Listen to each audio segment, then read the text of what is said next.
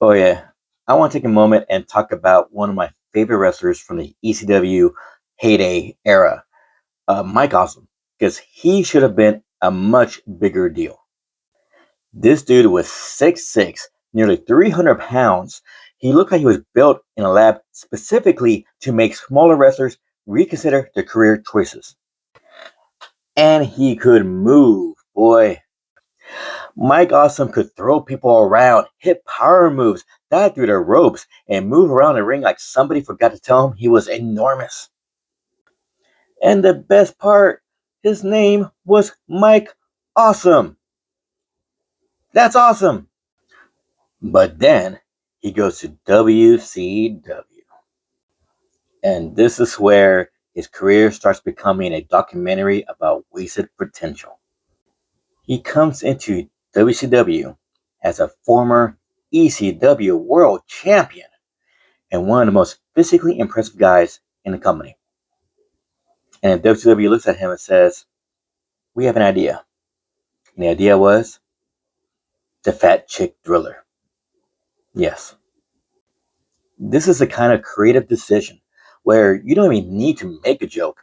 The decision was already the joke. And then they gave him another gimmick after this, the 70s guy.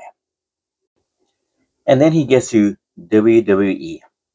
And this is where I think things get more frustrating.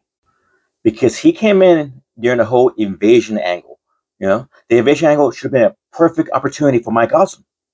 You have all these WCW and ECW wrestlers invading WWE. You've got established stars, you've got new faces, you got guys coming in who are supposed to represent the threat of the competition. And Mike Awesome should have been one of those guys where WWE goes, "This dude's a monster. We need to make people understand that immediately." Instead, he just became another guy in the invasion. And that's the problem. Mike Awesome didn't feel like an invading superstar. He felt like another name in the invasion spreadsheet.